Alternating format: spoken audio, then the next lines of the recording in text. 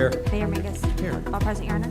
Thank you very much. Of course, there'll be no formal action. Tonight, we're going to talk about proposed chicken ordinance, along with the keeping of chickens in the city, and the Greater Peoria Economic Development Council will be here for an update. So at this time, I'll turn it over to you, Ty. Great. Thank you, Mr. Mayor.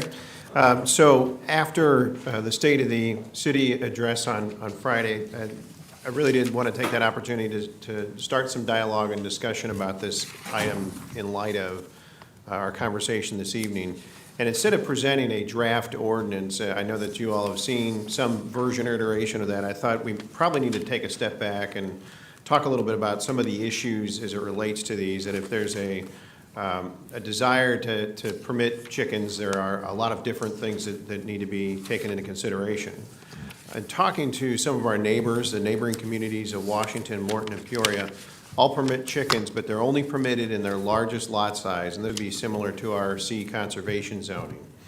So this might not be terribly different than what we did, if you recall, some years ago for horses and alpacas. Now that is still through a special use. We have not had a lot of interest expressed in that. Every once in a while we'll get somebody that wants to have horses. Don't always have the minimum acreage size required. But that's what we were able to find, at least locally. I know that there are other communities throughout the state that have chickens in even smaller lot sizes than what we have here locally. A proposed ordinance could permit in all residential districts, and like I said, that would be a deviation from what our neighbors have right now.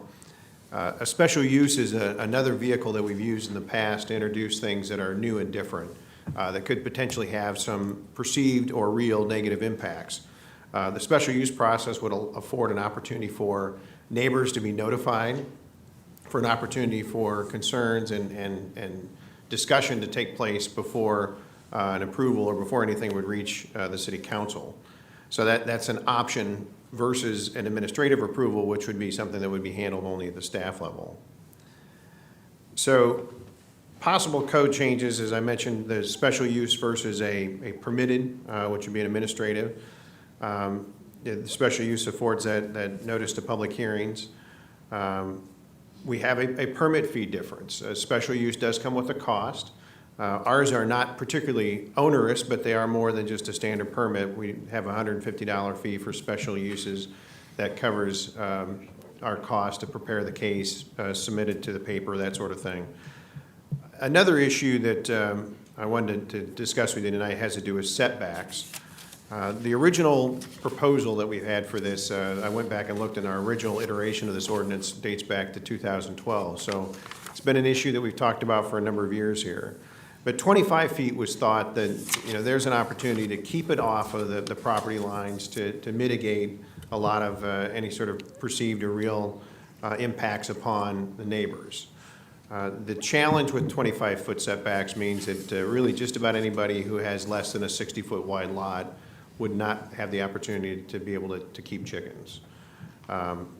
Another option would be to treat it just like we do accessory structures, where we'd say there's a 5-foot setback and it's treated no differently than a shed or a garage.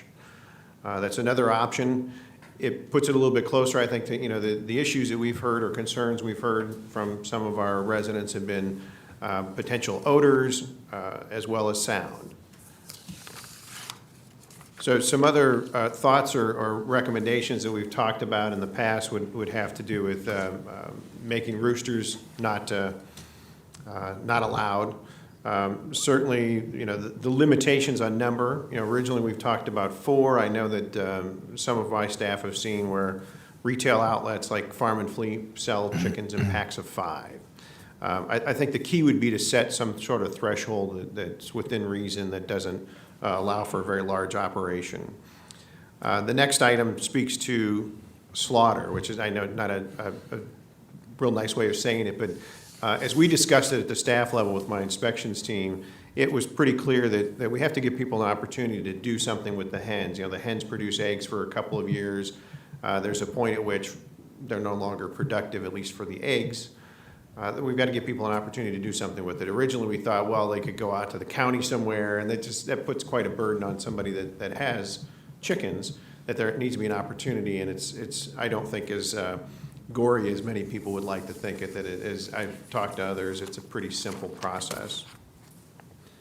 Trying to think what else we've got here.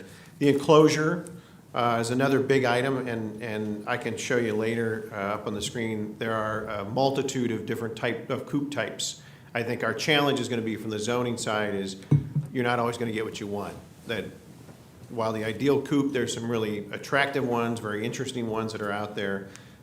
They run the gamut from that to pretty interestingly put together ramshackle type devices, and that's going to be difficult. It'd to be like our regulate. beer gardens that are there for a time. Yes, there are some that are better looking than others, and I think that's going to be the challenge. Is it's going to be would be difficult to regulate the coop as far as the construction. You can put some basic requirements on it, but aesthetics get to be pretty subjective. And then defining the enclosure. Obviously, when we talk about 50 square feet or whatever that magic number is, we want to say that that's all inclusive. That's the coop, that's the run, and it's everything contained. That there's a top to these. You know, those are some other things that we've talked about. So I know I've thrown a lot of different ideas and thoughts at you, but I certainly would appreciate feedback, and I know that there's some folks here in the audience that might like to speak to it as well. We do also have a letter from Dr. Ramirez that expresses interest in this item. So, Ty, I was curious, certainly you wouldn't suggest that every piece of property is eligible or would be good for chickens. What's your thinking as far as the approval process of something? well, I think that's part of the discussion. I know from a staff perspective, I think there are concerns about if it's just an administrative approval process. The first couple of these that get cited could create some real issues for the city, and you and I both know that, you know, we're the ones that are going to get calls about it.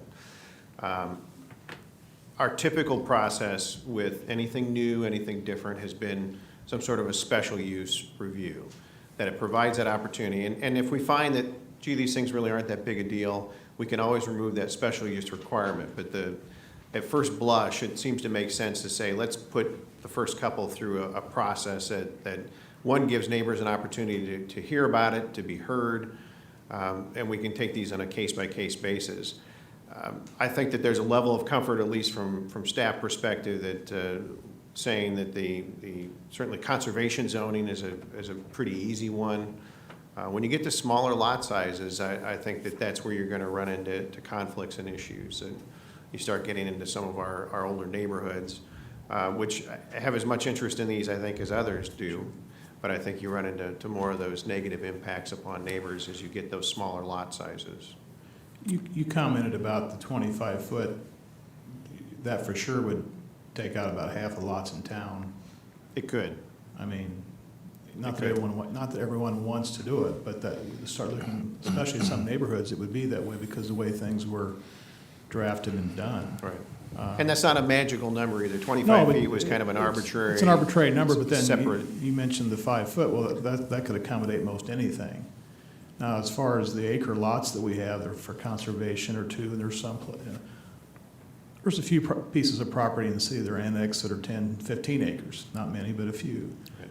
But there's not more than a dozen or so of conservation eligible properties in town. I don't know how many, but not very many. There's quite a few lots. I guess the question would be whether or not you would take it a step further and limit it like we did with horses and alpacas. And I don't think that there's necessarily the need to have a larger, 6-acre parcel, but there's quite a few parcels in the city that would qualify under conservation zone. Yeah, there are some, but by and large, it would be. The majority of our residential zoning is R1 and R2, though. You are correct. It'd be not less. all It'd be less than 10% of our total lots. So That's to have that a just pretty a way good of saying statement. no. I mean,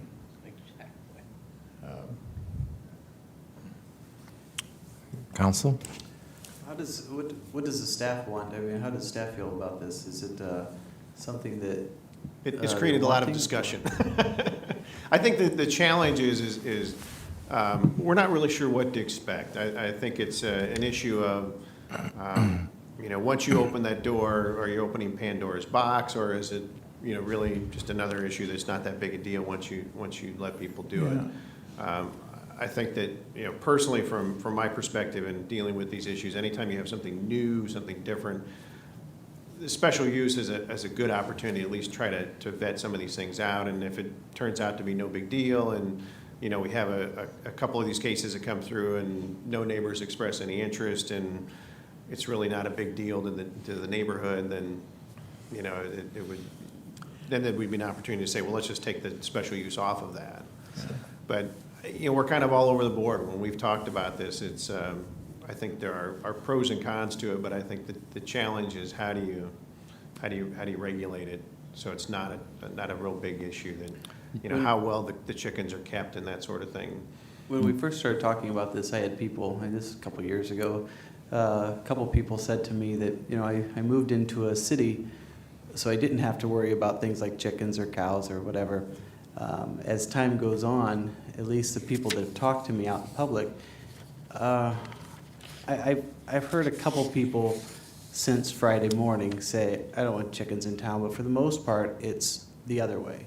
I hear many more people in favor of it than I am opposed. And honestly, I personally don't, it doesn't matter to me. My sister-in-law has chickens, and I see that, she lives out in the country, but I see the coop, and it's very nice. They make no noise, and I've never noticed a smell. I have heard that's an issue.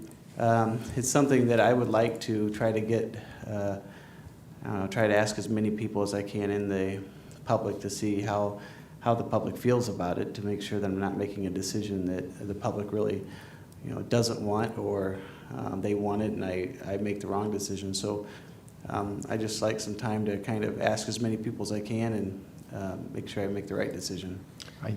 Go ahead, Commissioner. I don't think it's any secret to the gentleman up here where I'm at on this. Don't think chickens have a role in the city limits. I'll say that at the chamber breakfast last Friday, you mentioned it very briefly. Before I left the room, I had 5 people approach me, one of which was very animated against chickens. I've had comments from a few residents since then. I don't think it's something that we need in our city. The administration of this, as you've mentioned, I see it as a code enforcement nightmare. It's if we permit someone to have chickens, and we had a rabbit issue a few years ago that didn't even belong, and it became an emotional issue for a child, and I don't think it's an avenue we need to go down. Frankly, our code enforcement guys have better things to do than, and I believe more important work than to police chickens. You had a very specific row of those chickens in the city, but they weren't for pets. I know the one For person. dining. Yes. Yeah. The one person you said you heard from, I think I know who that was. 'Cause Yes. I think he hit all of us on that day. But the others that you've spoken with, are they for or against? Absolutely against. Okay, Right. all of them? I haven't had anybody come up to me and say, I really want you to consider chickens. As a city, I think we need to really look at the regulations too, because we're looking at the possibility of 2 pounds of manure per chicken per week. And I'm not sure if we're going to pick that up in our garbage guys. When you talk about regulation, cities will share with you that they almost have to guide people as far as how to raise chickens, the climate, the kind of chickens you bring in. So as Commissioner Denberger said, it's going to put more on us as far as monitoring, and they said a lot of their complaints are frozen chickens, people who don't think chickens are being cared for. You have the rats that will come around the food if it's not properly disposed of. I've got a picture here of that. Not that you don't want to do it, but there are some ramifications as a city as far as predators, coyotes, those kinds of things that you're bringing into neighborhoods that we just need to be aware of. I think it's really important. Yeah, I kind of echo what's been said on both sides. I stated I'm going to keep an open mind on this. I would like to talk to a lot more people, but I will tell you this. Since you discussed it Friday, I have fielded numerous calls, and not one is pro-chicken. It's a lot of people opposed to it for similar ideas of what the mayor just presented, but more importantly, in thinking this through, I don't know even if this is something that we entertain, if it's the right time to do it in light of our financial constraints, if you will. I don't think we really are in a position to open up another can where maybe our staff spread thin between the police or code enforcement. So I have some concerns. I'd like to take a little more time and look at everything Yeah. and talk to more people myself. I think with a lot of issues, there are people that would come with an immediate no on something that's new that they aren't maybe up to. They may very well know how other cities do it, and they just don't want to do it. I understand that. But as far as the noise aspect, that's addressed really with the no rooster part, really it is. As far as, they're imagining how many chickens you're talking about here, 4, 3, 4, 5. It depends on your background, where you're from, and what you're used to. There's neighborhoods and areas that, and we haven't had a chance to hear from them. Well, we've heard some here already, and I think we aren't the first city to consider this. And I think you mentioned Washington, Morton, and Peoria having it limited to the larger ag areas of their town. But there's, like you said, Ty, there's many communities that have it more like us. And they have it maybe available for all lots or defined to where it's much more available for those that want to consider it. I don't know that there would be scores of people that would want to do it. There might be. I don't know. But I think that we can learn a lot from those that have already done it and make that information available for people. Because if it's something that doesn't, it's no worse than playing a large, and maybe in some ways, it's no worse than playing a loud music or whatever, or chainsaw at a certain time of day that annoys your neighbors. And it's the kind of thing you got to work together to make it work. And so it would be complaint driven. I don't know that our ordinance people will be out looking for violators. We had a few in town before, and we had a neighbor complain, well, you aren't allowed to have chickens in town. They complained about it, not because they really were being bothered by it, but they said, hey, it's against the law, so they called about it, and our guys had to go out and, say, okay, you can't do this. So, I'm for obeying the law, don't get me wrong, but I know we, just like smoking ban is complaint driven, et cetera. And we would probably agree that, there's things more important. It is important, the smoking ban, but I mean, as far as crime and more tangible things that our police have to be dealing with. And I appreciate the work that our police have to do. That kicks it up another notch beyond just code enforcement. And I don't want to see that. Same way with burning. You can abuse that or do it correctly. And so this is the same kind of thing. And I'm open-minded to see what others have done and how they've addressed issues, how they resolve issues that come up, and what kind of penalties are there if someone is not compliant. I have friends that have, shelters much like you have there on the slide, Ty, and it works out very well for them where they live. And so, not that everyone would be the same, or how you mentioned a certain size, 50 square feet and so forth. And typically the way the hens are, they have them in a enclosure that they can move daily to where they're not in the same area in the lawn, and they don't just wear a spot out in their yard. Now there's other people that may not want to do it that way, and they'll find out they've got a problem if they do. So it's an education thing.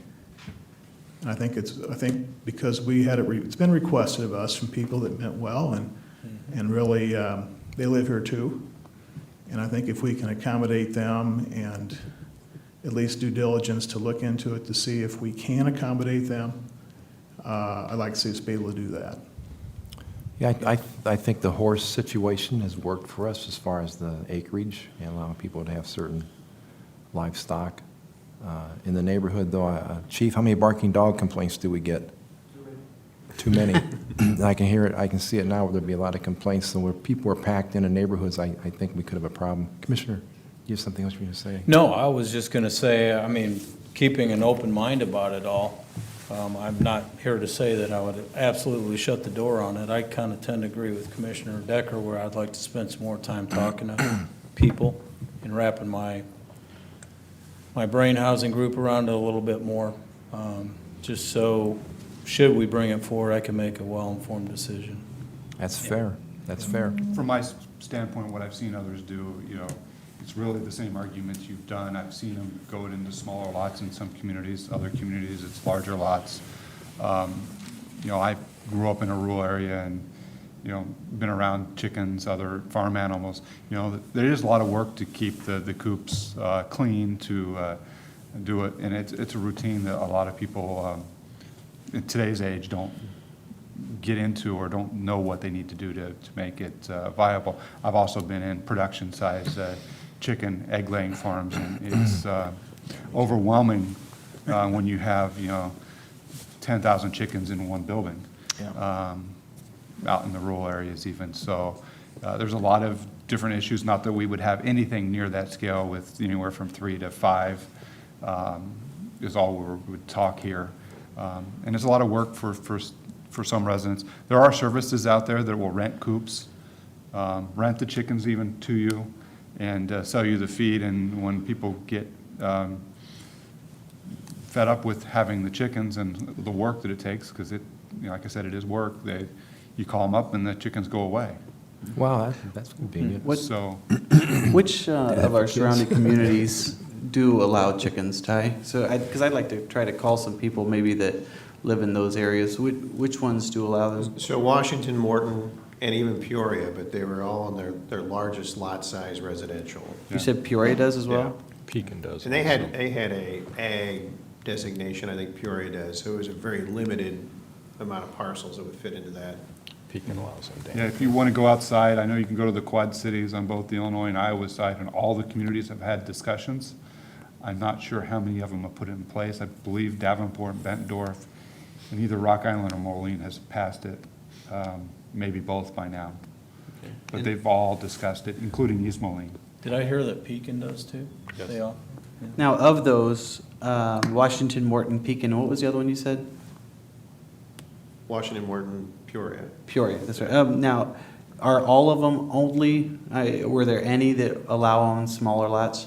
Not that I found. Okay. And I don't know about Pekin in particular. I had made an inquiry with them. They've had some new staff down there, and I didn't get a chance to I follow only up. know that because I was talking with one of my coworkers today who lives in Pekin and has chickens. Are they in a smaller, older subdivision, or is it a newer? Do you know? It is a Apartment complex. newer subdivision, yeah. It is a newer subdivision. On the belt. But it's on the edge of town. Okay. Good discussion. That's what we want. That gives it a fair I shot. welcome your both feedback, ways. and Yeah. we'll proceed accordingly. Is there anybody, I mean, I know that we've had some people that have requested them or wanted them in the past, some have had them. Is there anyone that's pushing this really hard that, hey, I want you to do this meeting, that I can speak with? I don't want you to tell me the name now, but, I mean. I don't have anybody at the moment that says I'm ready to take a permit out. Okay. I know this gentleman here in the Right, audience yeah. has expressed He brought interest. it up. That's probably the most recent interest that I'm Okay. aware of. Okay, thank you. But I know we get general inquiries from time to time. and- Sure. Very good. Yeah, thanks for Good that. conversation. Like, I think we will bring it forth. We'll take time to consider, sleep on it, bring it forward again in the near future, if there's 3 people who are interested. Sounds good. All right. We have Jennifer coming too, don't we? Yeah, she should be here shortly. Anybody want to talk about, the chicken part of it? We'll get that part out of the way. Well, Bob? guys, my name's Bob Sinks. I think I'm the one that stirred this whole pot up. Well, Commissioner Jeffers been doing it for a while here. But anyway, everything you say is true. There's gonna be people that have no damn business with them That's because what they're the not Lord gonna just said. take care of them. They're not gonna keep them clean, and a whole lot of other things. And there's gonna be a lot of people, I say a lot, let's go with a few, okay, that will. And like you said, they're a lot of work. It's not, if you can't get off the couch and get your nose out of that thing over there, then they're not for you. I mean, or anybody else. And there's a large variety, okay? If you're gonna restrict it to big areas, 6 acres or whatever it is, then it's dead in the water, okay? And by the other side of that is, I understand if you got a 30 by 30 lot, 50 square feet's quite a bit of space, but you start putting a few of them birds in there, 5, we'll just say, because 5 was mentioned, and it takes, they recommend at least 2 square feet per bird, okay? So now you got 10, now you gotta put the coop in there, so now you're putting 5 pounds of something in a 2-pound bag, okay? I don't think it should be huge. Mine, anybody else's that wants them. But 50 feet's being a little restrictive for 4 birds because now you're piling on top of each other and you don't want to live on top of your neighbor. You don't want to live on top of your neighbor. And I'm sure this young lady over here don't, nor do I.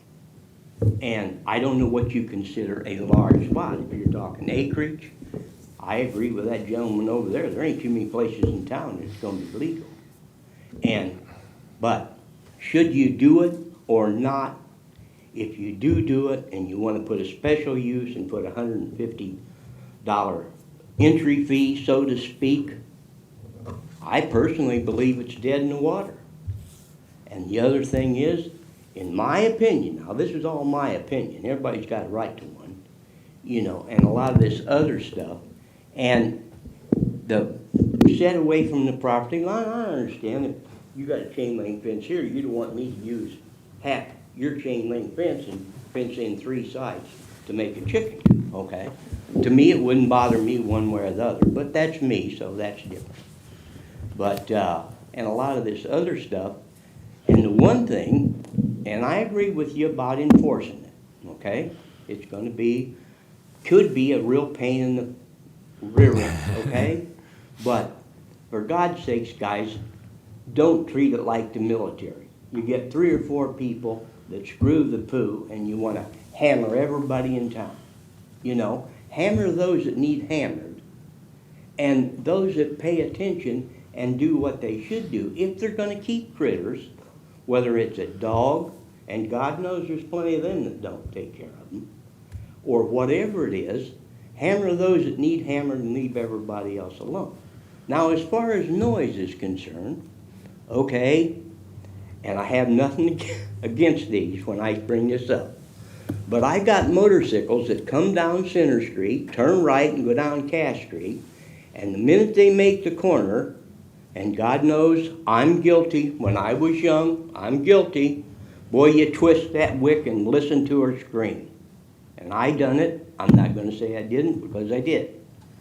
But if I had chickens, or it's allowed, my chickens ain't gonna make near the noise that Harley or them Japanese crotch rockets make. And I like them. I like motorcycles too. So don't misunderstand me. And then we've got people in town that they buy a car and the first thing they do is take it home, jack it up, take the chisel, knock the damn muffler off of it, and then everybody gets to enjoy it, right?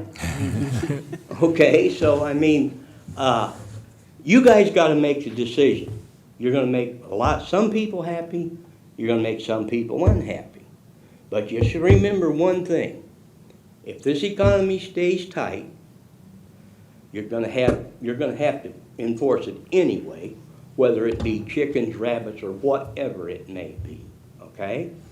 And as the economy tightens up and people lose their jobs, if they can't do something to survive, they're going to pack their little suitcase and the bank's going to get the house back and somebody else is going to get the car after they find it, and they're going to go somewhere to try to survive.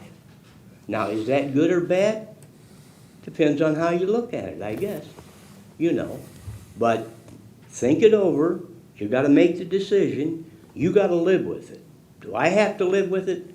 No, I don't have to live with it because I bought that thing and I can sell that thing, which is nothing to either any of you. And I understand that. That's my decision.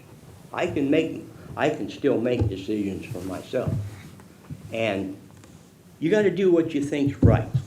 But search your souls a little bit, guys, and see if something that you really like to do you want somebody else to say, okay, thanks. You make good Appreciate your points, appreciate it, Bob, and I Appreciate have it, Bob. no doubt that your chickens would not cause a problem for anybody, and you'd be very conscientious with that, I know. But there's gonna be some that don't. I know that. You know that. Thanks for your comments. Thanks, Bob. Anybody else? All right, Phase 2, good to have you here tonight. Ty, go right ahead. Next, we have Jennifer Daly from the Greater Peoria EDC. Hey, so nice to see everybody. I have glasses now, so I really can see everybody. What happens when you start getting into your Makes a 40s. difference, doesn't it? That'd be great. We can't see her. Is, is there a clicker there? Thank you very much. Or, Just go click. That's what you change it, say, click. excellent. Thanks so much, and thanks everybody for having me tonight. Just to give an update on our progress at the Greater Peoria Economic Development Council. We love to come around and just continue to communicate and share updates and answer any questions that any folks have. So Nice brochure. yeah, absolutely. I'm going to talk a little bit about that, Mayor, and I've just got a couple of slides to go through, so we'll just go ahead and click through those and then have a little time for questions. Oops. Okay, we're not clicked that way. Well, let's go up here and let's start our slideshow. How about that?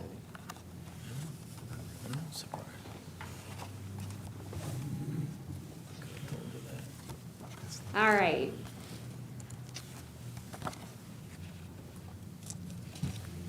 I think. There we go. I always like to just remind everybody who we are and what we do, although I know all of you folks are familiar. So we're the Regional Economic Development Council. We really focus on two things, which is business development and talent. I mean, that's really what our goal is having great new businesses and growing businesses here, and having talented people who want to work in those businesses and start new ventures here in our region so that we can grow our economy. And that's the wrong way, so that's great. There we go. These are the 5 counties that we serve. A couple quick numbers I just want to share, just because you folks have been along with us on this last 24 months. I've been with the organization, and we started, when I started 24 months ago, with 1 staff person and then myself. So I just want to share a little bit about the progress of our organization. Today we have 79 investors, so we've really built from a real small group to a much bigger group, a lot more people getting involved and wanting to participate, which is great. Good news for the public sector is that 60% of our investment comes from the private sector. So we know that's a good thing, and we want that private investment so that the public investment can be smaller. And then we have over 300 volunteers, and they're from throughout all 5 counties. So it's been wonderful to be able to work with people from rural communities, from suburban communities, from urban communities, and have various perspectives. This is our board member, our board of directors, and I just want to point out a new member of our board is Rick Swan, and he loves to represent East Peoria on our board. So you guys are very well represented on the board, and absolutely very well represented on our technical work group, which is all of our local economic developers.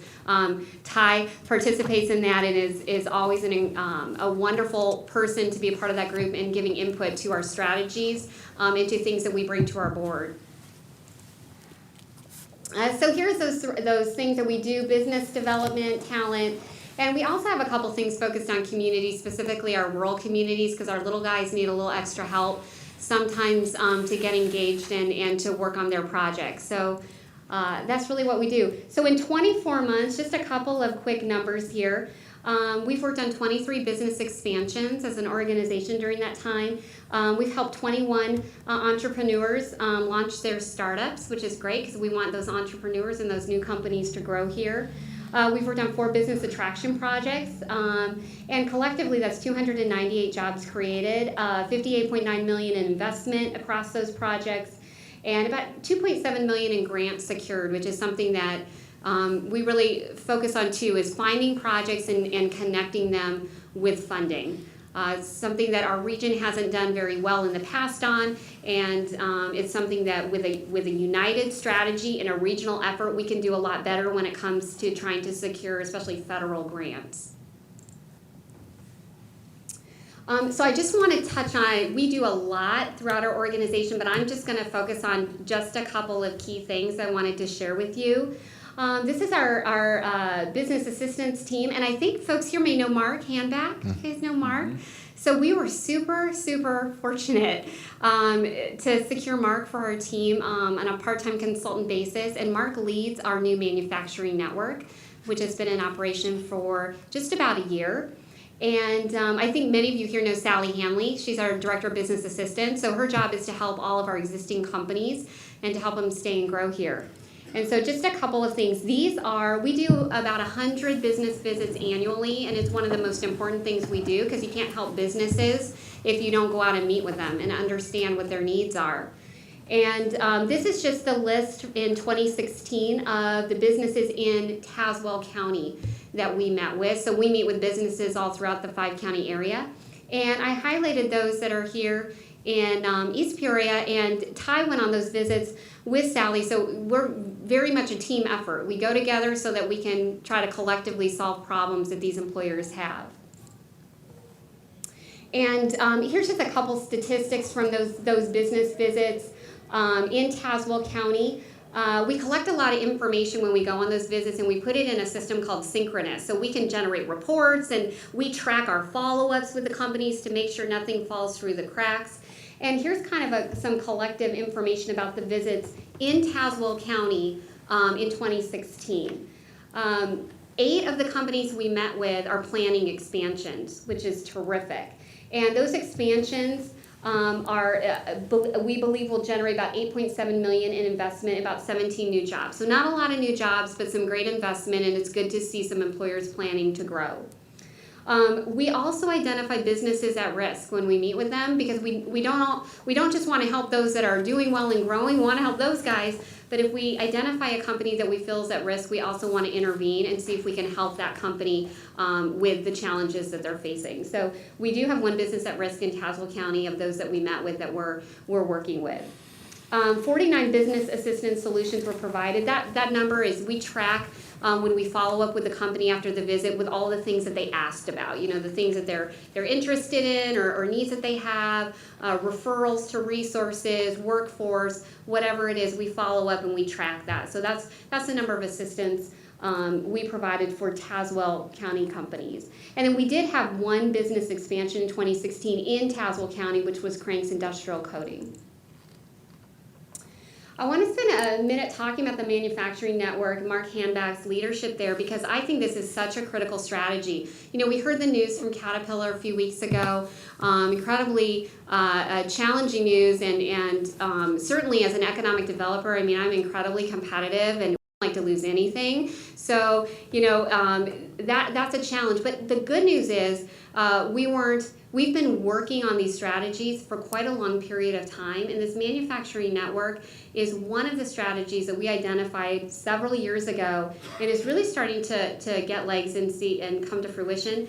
And the idea is simple. We have a lot of small and mid-sized manufacturers that are heavily connected to the earth-moving industry. Not a surprise to anybody here, right? A lot of the work they do is in the earth-moving industry.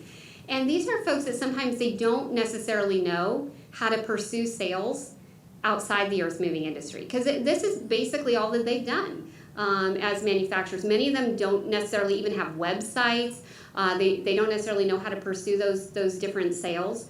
So we developed the manufacturing network to really pursue new and diverse sales opportunities for these manufacturers collectively to try to help them diversify and become more resilient.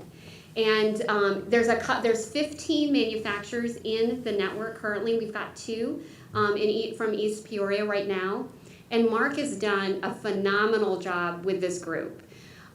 They just got their first bidding opportunity for almost $3 million in new annual work, and it's for a company that builds garbage trucks. So if you think about our manufacturers, they're really good at building big, heavy metal equipment. Well, garbage trucks are big, heavy metal equipment, and So they had that opportunity to bid on that project. The company came down and toured all the manufacturing sites, and they were so impressed by our supply chain that they have about 250 more parts that they're interested in having our manufacturers quote. And so this is just the beginning of, I think, what could be a very, very important and robust strategy, and that could help these manufacturers to stay and grow in our region, which is what we want to see. On the talent side, I want to mention a couple of quick things. Many of you may have met Kate and Brent, our talent team, and they work on talent attraction and workforce development, which is very, very critical. Because when we go out and try to attract new companies to the region, and when we work with existing employers, the number one thing that they ask us about is talent. The number one challenge they have is workforce. And so this is an area that has become the center of economic development across the country, is if you can develop, attract, and retain talented people, you win the economic development game. And so that is a very important part of our focus. I want to share a couple of things. For the very first time this year, we did a labor projection survey with our leading employers. We invited about 65 employers to participate in the process, and I think we had 43 who did this first year. These are leading employers in our major clusters: healthcare, manufacturing, agriculture, professional and technical services, logistics. And we asked them, who are you planning to hire over the next 24 months? So their HR directors took a very detailed survey. We had every job mapped out, and they literally put in, for every job description, who they were planning to hire and which ones were replacement jobs and which ones would be new jobs.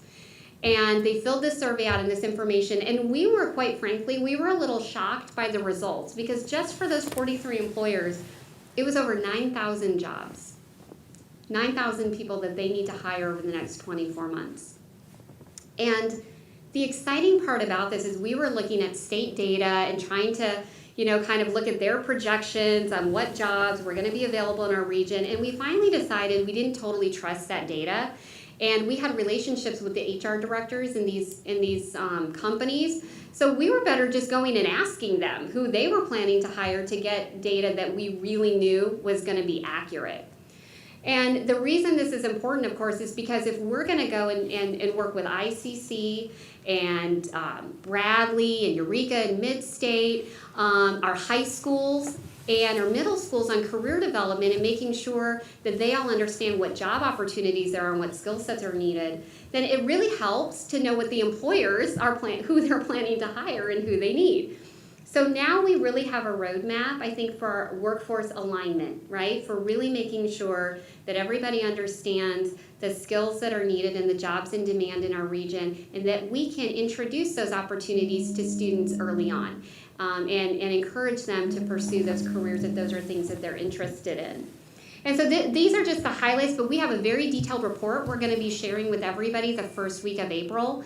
And that breaks it all down, very, very detailed on the jobs, the certifications, and the type of education that's needed, the average wages for those jobs. We have all the details, which is very exciting. But here's just a quick synopsis of that. I will tell you, a huge number of those jobs, about 7,000 of them, are in the healthcare sector. That might not surprise the folks here.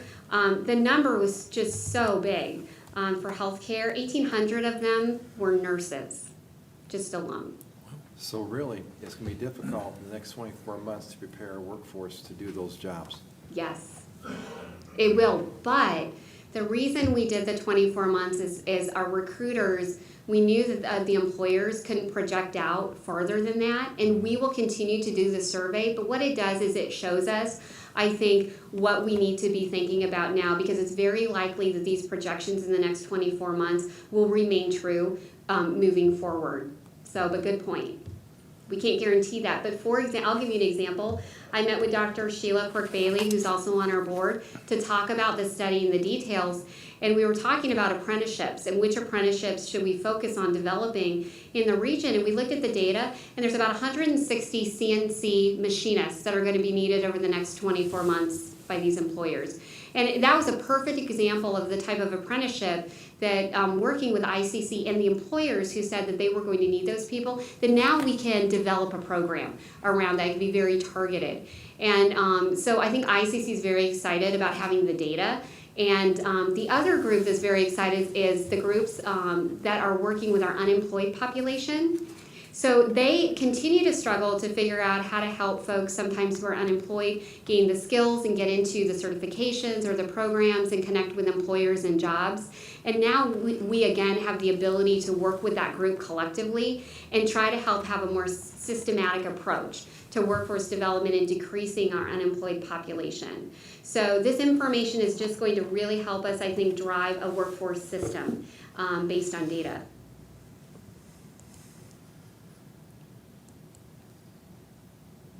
And with that, I just want to touch on a couple things that we're doing within that framework that you're going to see more of. The first is our Pathways program. And this is basically the career development program that we are hoping to introduce and to have a more sequential way of introducing students in middle school and high school to career opportunities. Now, some of this work is already being done, which is fantastic. And you guys actually, East Peoria schools are right at the top of the list with the stuff that they're doing in their schools. The expo that's put on already to introduce high school students to careers, the new STEM center at the high school. I mean, a lot of work is already being done in East Peoria in this space. Some of our schools are further behind in that realm. So one of the things we want to do is make sure that we're providing tools for all of our students. One piece that we're going to roll out this year, we used to do a manufacturing expo. So folks here might remember that, the Discover Manufacturing Expo, and we did that last year and we had students in East Peoria come to that. But what we really talked about and discussed and decided is that we really need to be broader than just manufacturing. And so this year, for the first time in October, we're working with Junior Achievement and we're going to do Job Spark, which is a career expo for 8th grade students. All 8th grade students throughout the region will be invited to attend, and there will not be a cost associated with coming, except schools will have to pay the transportation costs for their buses. But this is going to be an opportunity for students to really explore in a very hands-on way all 16 career pathways, and it'll be an opportunity for us to introduce them specifically to the critical careers based on our labor projection data, the critical careers in our region that we really want to make sure students are aware of.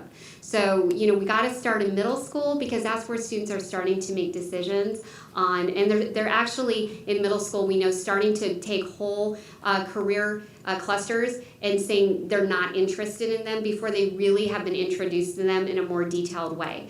So that's an exciting piece of Pathways that's going to happen this year, and our hope is to continue building more of those pieces.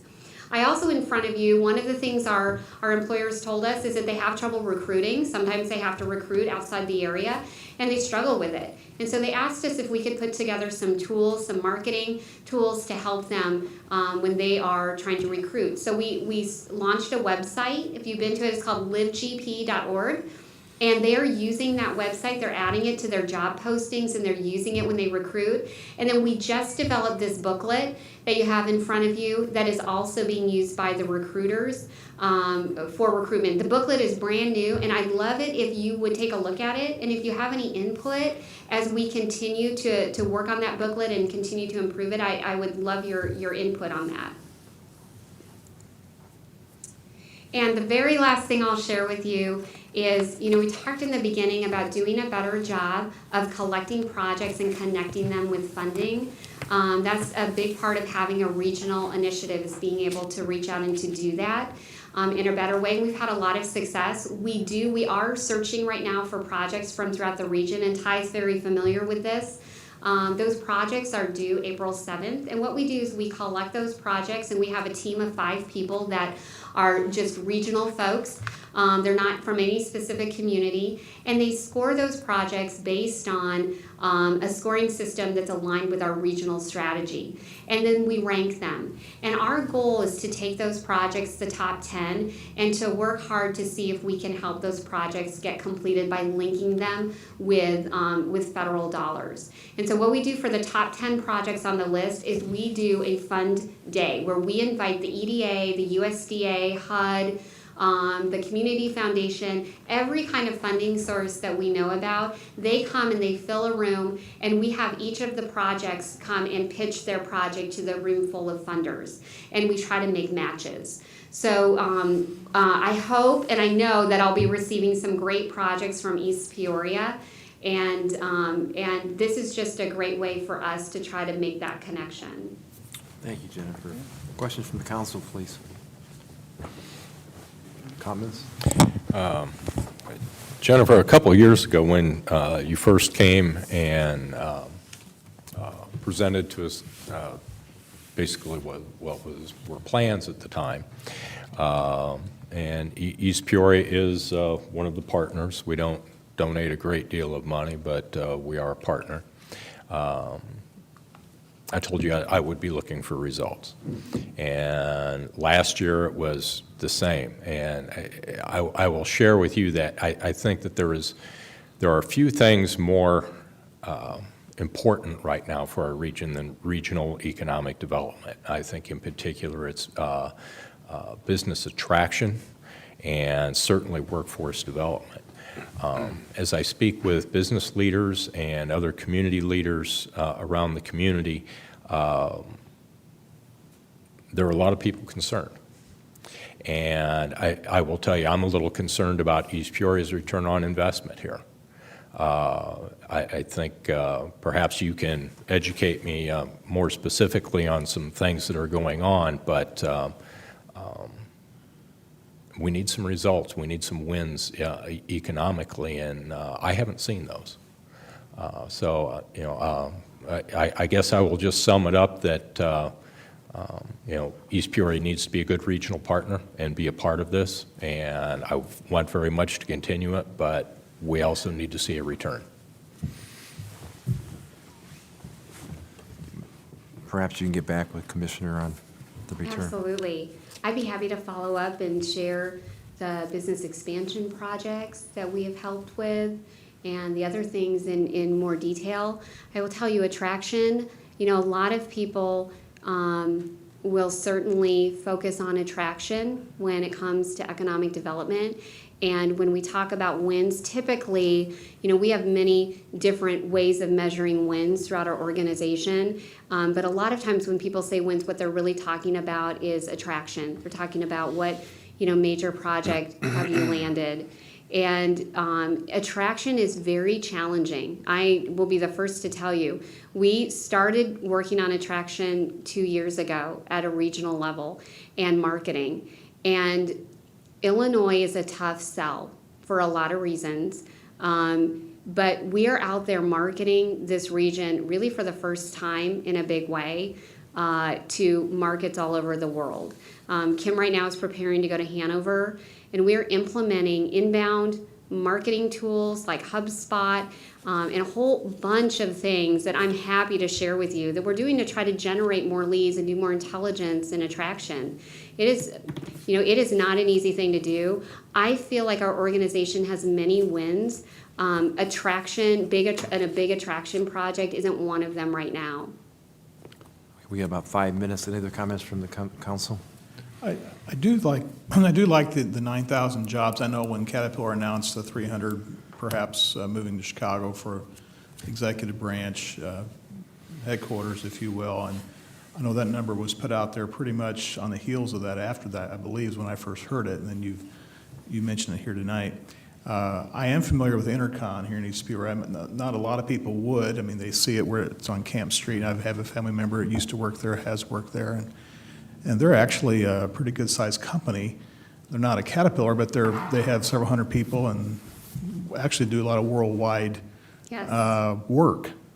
Now, they use products in conjunction. They do control systems and so forth, and they do use CAT gen sets and et cetera to put together with certain needs. And so forth. So that's a good story to tell. I know they're on the list, but there's others that I'm not familiar with. And I think too, the whole idea of vocational training, I can appreciate that in that, yes, I was in engineering and service engineering for a lot of years, but at the same time, I had a chance to have the vocational side as well as a younger person, and that continued with me throughout my life, and I see that it really fits for some people, just like Absolutely. blue and white collar together. And I like the emphasis, the pendulum swinging back that way a bit. We realize that it isn't always a certain mold for everybody the same. And this area lends itself to, whether it's the medical side, high-tech manufacturing, you mentioned the computer-controlled technicians to run machining centers that could fit in this room and about a block long, and they're running multi-million-dollar things, and years ago it was a simple radial arm drill or a milling machine or whatever. Yeah. And so it's very high-tech. It's what makes us productive, and you get more work out of your people. And it makes us where we can compete with a high-wage job, yet also keep our costs down for the customers. So those are kind of things that we're not always familiar with. We do our thing here, but I can appreciate that, and it's hard to sometimes, it's not the glitzy thing you see in the newspaper or on the television, but even city work or municipal work, such as public works, sewer plants, water plants, again, vocational, but you're talking about highly trained scientists as far as the chemical testing and the safety aspect of what they do and how they serve our community. And I wasn't aware of all the jobs that were available at this level until I was in this spot, really. Yeah. And it's one that people don't always realize that's there. Yeah, they don't. And when you think about yourself as a middle school student or a high school student making decisions about your career, I mean, most students have very little information as they go about making those decisions. And you're right, there are an enormous number of technician jobs that are available, and very good paying jobs, and they don't necessarily require a 4-year degree. And oftentimes we're not filling those classes Right. because people don't know. And instead, we're sending a lot of students, about 75% of the students that go on to college do not finish, but they certainly come out with a lot of debt, Yeah. right? And without a degree. And so that system, we're working hard to help change that. Thank you. Anybody in the audience want to speak, reference this? Yeah, just what kind of money do these people that are gonna be CNC operators pay? Yeah, it's actually a very good paying job. I'll have to follow back up with you with the specifics, but it will be in the report. So for every job, it will have that average wage. Well, where I was going with this, if you're considering a $15 an hour, good job. It's a job, okay? But we're living in $60,000, $70,000, $80,000 economy. Yeah. So you're gonna, if you create these jobs, which I truly hope you do. I won't be creating these jobs. Our employers are creating the jobs. I know what you mean. I'm just trying to help them get talented people to fill them. Jennifer, Right, when I you know. get the report, can you give us a copy? So Yeah, Bob- absolutely. Bob, I'm I'll make happy sure to. Bob gets a copy of it. Yeah, absolutely. Very good. We're going to have to move on here to the council meeting. Thank you for coming Thank tonight. you. Thanks, Jen. Appreciate Thank you it. so Thank you, much. Ty. Thank you for your time. Absolutely, thank you. So I guess, motion to adjourn this working session. So moved. Second? Second. Commissioner Call. Roll call, please. Commissioner Decker? Aye. Densberger? Aye. Jeffers? Aye. Call? Aye. Mayor Migas? Aye. All present voting aye, Your Honor. Very good. We'll give it about 3 minutes and we'll reconvene.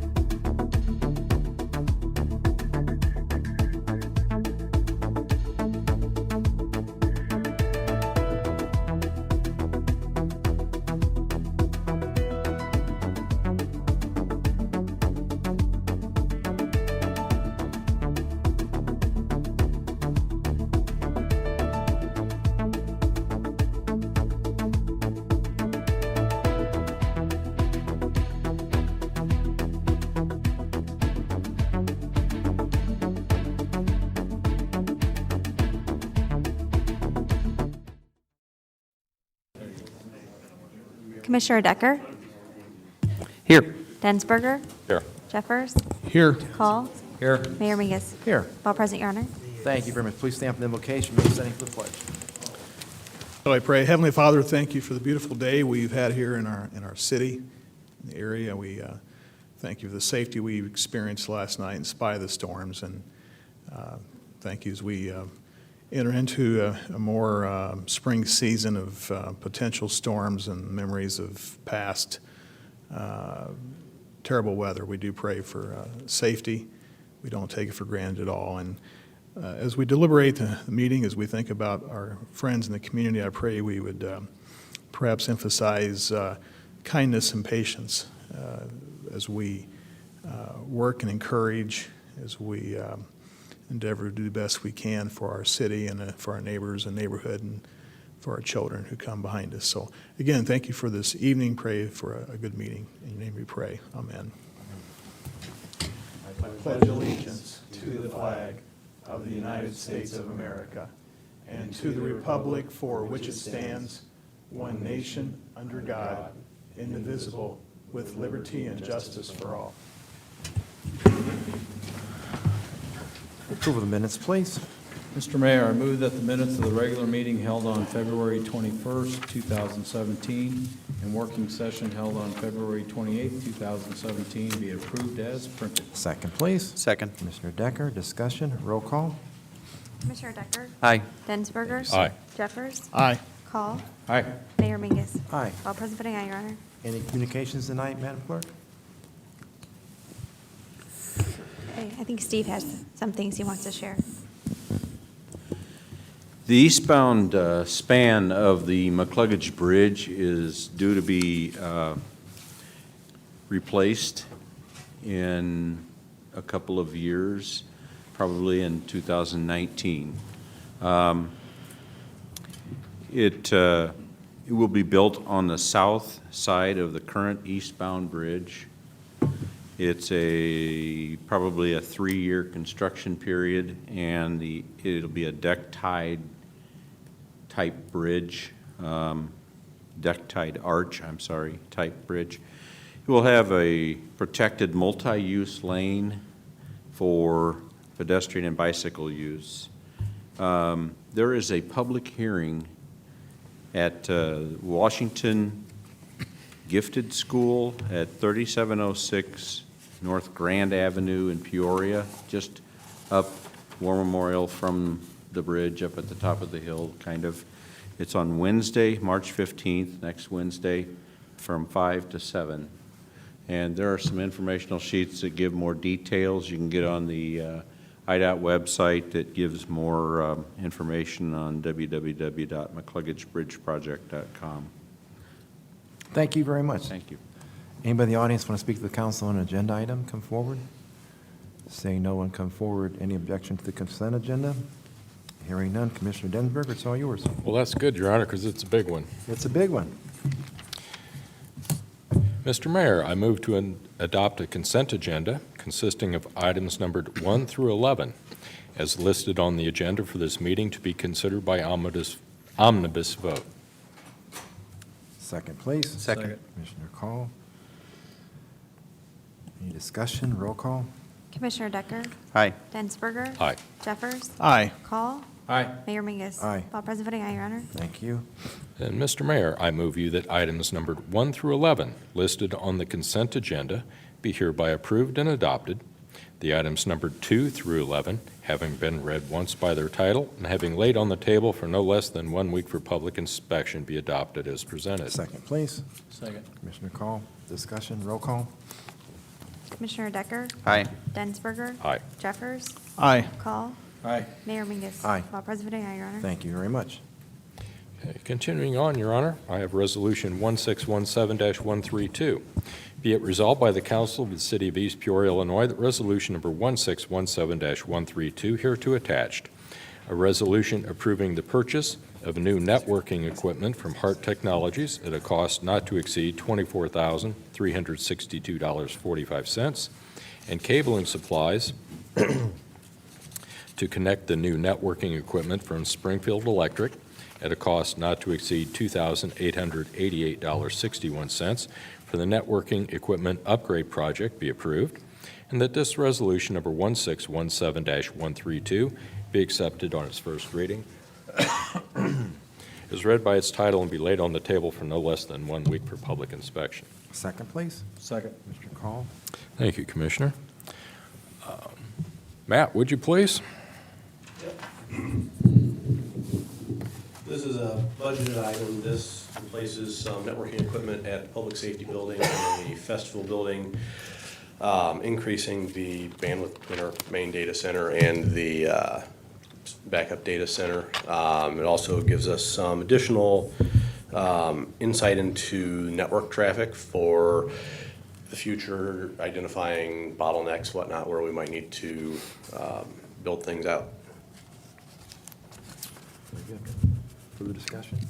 The only thing I'll say, there were 4 bids on this, and actually Hart Technologies was the lowest of the 4, and that does include the Ethernet cabling provider, which was a pass-through bid, Springfield Electric, so just wanted to point that out. And both of these are East Peoria businesses, which is always a We good like thing. Roll call, please.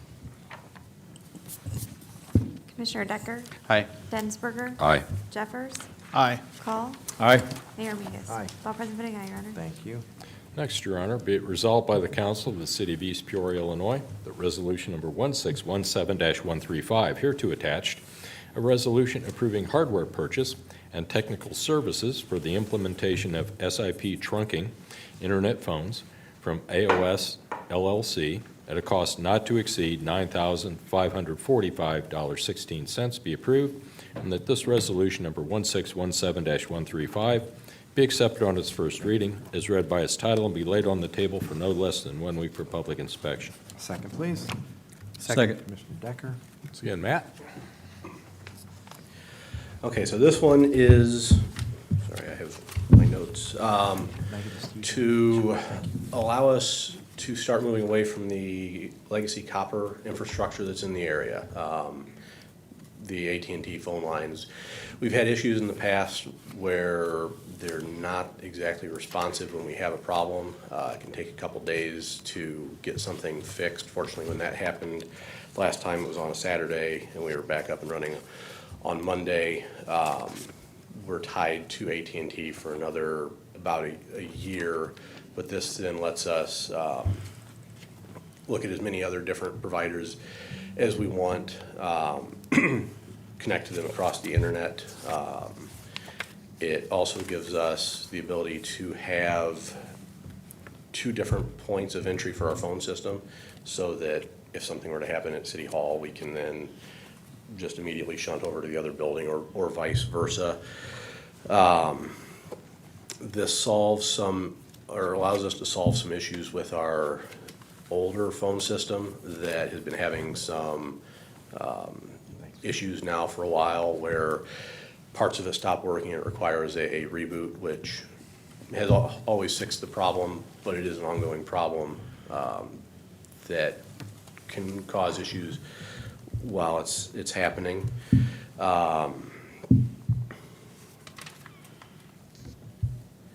This is not budgeted, but is able to be done under budget due to savings in previous years that were more than we expected. So we've made some cuts and found out those cuts were actually much better than what we had planned on. Just while you're standing up there, if you don't mind, a couple of questions. This AOS, I noticed that this agreement is, it's written as a remote engagement, if you will. Yes.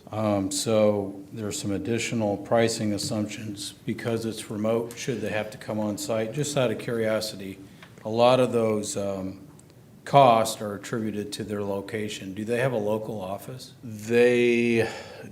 I'm going to say do not. I don't anticipate them needing to come on site for anything. The hardware installation they're going to ship to us, and I've done hardware installation in these devices before, so that'll be able to connect in. Then remoting in is basically connecting to my computer and taking control of the server through that connection, and it can be done just as easily remotely as it can if they're here. So It just identified some costs that the city would incur should they have a need to travel to come here. I was just curious as their location, and it stated in there that there's a identified engineer hourly rate, but it didn't give the rate. I was just curious what that I might can be. pretty much guarantee they're not gonna have to. Okay. I mean, I mean- don't kid yourself. I'm not opposed to what we're trying to accomplish here. But I understand, and that is, I think, just part of their regular agreement. I don't want them to travel. It could be boilerplate kind of language, I guess, and, but you have in your motion and not to exceed the amount, so we're capped there at what we're approving Yeah. tonight. Other discussion? Roll call, please. Commissioner Decker? Aye. Densberger? Aye. Jeffers? Aye. Call? Aye. Mayor Mingus? Aye. All present voting aye, Your Honor. Thank you. Your Honor, the next three items are related, and after reading the first one, Mr. Reader, if you just comment on them as a group, it might work better that way. So, be it resolved by the Council of the City of East Peoria, Illinois, that Resolution Number 1617-134, hereto attached, a resolution approving a contract with Optimum Health Solutions for assisting with employee wellness program be approved, and that this resolution, number 1617-134, be accepted on its first reading, is read by its title, and be laid on the table for no less than 1 week for public inspection. Second, please. Second. Mr. Call. Thank you, Commissioner. This one is, of course, on the wellness program. The next item has to do with our TPA, our third-party administrator, which there's no change to that. And then under the city's group health insurance, the prescription drug benefit manager. So, Jeff, if you give us a quick overview of what. Well, this is one where the committee, the Health Insurance Committee, has done a tremendous amount of work as we went back out to the market for all our service providers to take a look, and come to find out we had some pretty good service providers, and we did some negotiations. Scott and Teresa were the heads of that from the staff's perspective, but came back and are recommending that we rehire our current providers that have been doing a wonderful job with the city, providing us with great resources and access to information to help keep our overall health care costs lower. So from what I've seen, I've been very pleased with the process you have in place here and the amount of information and the collective group across all departments that are involved in making these decisions. Okay, thank you. Other discussion? Mr. Mayor, as I do every year, I don't know if it's really necessary, but of an abundance of caution, I'm going to abstain on this and the next two items just because of my employment with the city. Very good. Roll call, please. Commissioner Decker? Abstain. Densberger? Aye. Jeffers? Aye. Call? Aye. Mayor Mingus? Aye. I have 4 ayes and 1 abstention, Your Honor. Thank you very much. Next, Your Honor, be it resolved by the Council of the City of East Peoria, Illinois, that Resolution Number 1617-136, hereto attached, a resolution regarding the third-party administrator for the city's group health insurance plan, approving contracts with Consociate, Inc. for TPA services and Hines and Associates for utilization review, large case management, and pre-certification services be approved, and that this resolution number 1617-136 be accepted on its first reading as read by its title and be laid on the table for no less than 1 week for public inspection. Second, please. Second. Mr. Call. Thank you, Commissioner. No further comment on this, sir. Other discussion? Roll call, please. Commissioner Decker? Abstain. Densberger? Aye. Jeffers? Aye. Call? Aye. Mayor Mingus? Aye. I have 4 ayes and 1 abstention, Your Honor. Thank you. And the final item, Your Honor, is be it resolved by the Council of the City of East Peoria, Illinois, that resolution number 1617-137, hereto attached, a resolution regarding the prescription drug benefit manager for the city's group health insurance plan, approving a contract with MedTrack Services, LLC, for prescription drug benefit manager services, be approved, and that this resolution, number 1617-137, be accepted on its first reading, is read by its title, and be laid on the table for no less than 1 week for public inspection. Second, please. Second. Commissioner Call. Thank you. Nothing further, sir. Roll call, please. Commissioner Decker? Abstain. Densberger? Aye. Jeffers? Aye. Call? Aye. Mayor Mingus? Aye. 4 ayes and 1 abstention, Your Honor. Thank you very much. That's all I have, Your Honor. Thank you, Mr. Denver. Commissioner Decker. One item, Mayor, Resolution Number 1617-131. Be it resolved by the Council of the City of East Peoria, Illinois, the Resolution Number 1617-131 hereto attached, a resolution approving an intergovernmental agreement between the City and the Illinois Department of Transportation for reconstruction of the intersection of West Washington Street and River Road at East Approach to the Michael Bridge, and appropriating monies for the city's share of the reconstruction be approved, and that this resolution number 1617-131 be accepted on its first reading as read by its title and be laid on the table for no less than 1 week for public inspection. Second, please. Second. Commissioner Call. Thank you, Commissioner Call. Kind of excited about this. Very large project at the Bob Michael Bridge is the approach to that. They're redoing the intersection there. One of the best improvements they're making, if you've ever gone from like the Walmart area toward the bridge and then are backed up, they're actually creating a second turn lane. It's really going to be great for our traffic and allow better flow. Pat's in the audience. Pat, Steve, anything else? Our portion of this is, I spoke with Jeff today. How much is it? It's $12,535. $12,535, and the total project is over $1 million, a little bit over $1 million. Small amount for us, and obviously very worthwhile for us. Anything else, Steve, or anything specific about the project, Pat? This is in coordination with our, with the Camp and River Road project that we'll be undertaking in 2020. That's right. Which is the roundabout. Which is a roundabout, yes, and these double turn lane will accept the traffic from that. Today I was driving through there, extremely congested, as we want the traffic there. It's a good problem to have, but unfortunately it's a problem. It will be really nice to be able to move the traffic better and allow, it'll make people less apprehensive to come to that area, especially during faster times. Other discussion? Just a question of when that construction would begin and when it may be completed. We believe it is being bid this month. It's a matter of then funding. So we think that it should be this construction season. Thank you. Anything else? Roll call, please. Aye. Densberger. Aye. Jeffers. Aye. Call. Aye. Mayor Mingus. Aye.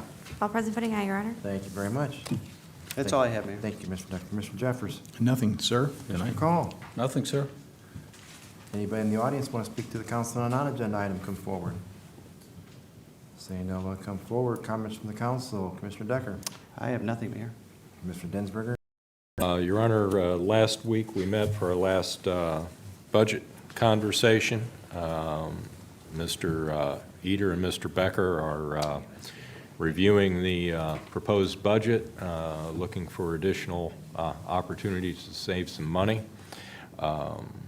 I would expect that schedule-wise, the first meeting in April, we will begin actually adopting the budget, but those two gentlemen have a great deal of work to do, and we have some decisions to make. So. Yes, we do. Mr. Jeffers. Nothing tonight, Mr. Mayor. Commissioner Call. Just one item this evening, Mr. Mayor. Mr. Mayor, I move that a closed meeting or session of the City Council meeting be held at the conclusion of this regular meeting to discuss the following matter or matters according to exceptions provided in the Open Meetings Act 5 ILCS 120-1 as specified as below. Section 2C1, the employment, appointment, compensation, discipline, performance, or dismissal of specific employees of the public body or legal counsel for the public body, including hearing testimony on a complaint lodged against an employee of the public body or against legal counsel for the public body to determine its validity. Section 2C6, the setting of a price for sale or lease of property owned by public body. Second, please. Second. Commissioner Densberger. Discussion. Roll call. Commissioner Decker. Aye. Densberger. Aye. Jeffers. Aye. Call. Aye. Mayor Mingus. Thank you very much. Aye. All present voting aye, Your Honor. That's all I have, sir. Is there a motion to adjourn, please? Mr. Mayor, I move that we adjourn until Tuesday evening, March 21st, 2017 at 6 PM. Second, please. Second. Commissioner Call. Roll call. Commissioner Decker? Aye. Densberger? Aye. Jeffers? Aye. Call? Aye. Mayor Mingus? Aye. Well, President, Your Honor. And if we can go quickly back to there,